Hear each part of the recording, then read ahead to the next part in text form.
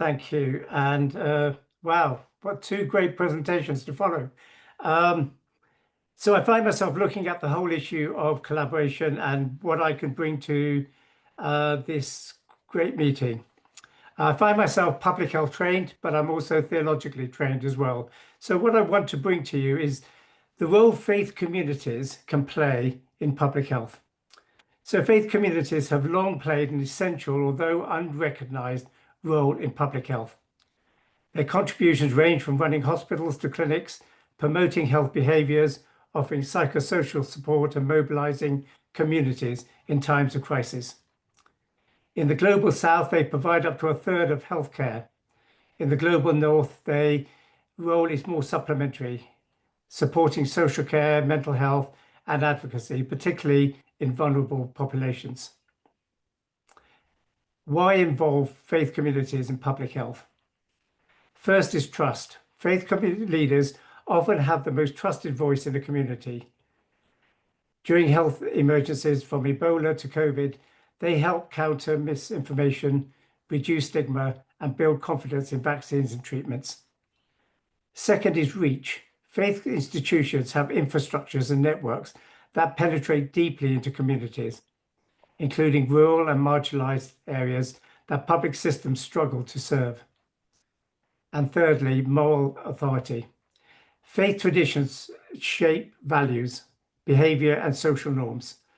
When aligned with public health goals, this influence can promote health equity, social responsibility, and long-term behavior change. But however, there's real challenges. In some cases, religious messages may conflict with scientific evidence, especially around sexual health, contraception, or gender rights. And when faith institution supports are co-opted by political systems that sow divisions or erode health systems, the result can be damaging to public trust and well-being. This brings us to a critical crossroads. As public health becomes increasingly bruised by polarized and short-term political systems, there's a growing temptation to retreat, to depoliticize public health, to withdraw from complex areas.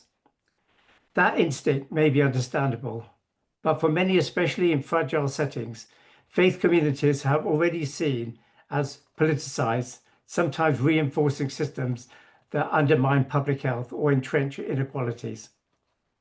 We must navigate that tension with honesty and courage. This is where public health entities must act. Ministries of health and public health institutes must move from ad hoc collaboration to structured, accountable partnerships with faith communities.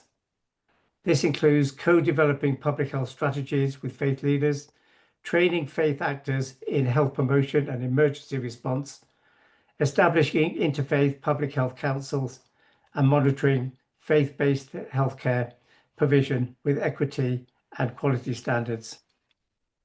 And just as importantly, we've got to start with education. Our public health professionals must train in cultural and religious literacy, skills in community engagement, tools for working across differences. But also for faith leaders and theological institutions, incorporating public health principles into their curricula is essential. This approach offers knowledge, language, and frameworks to help actors contribute positively and avoid harm.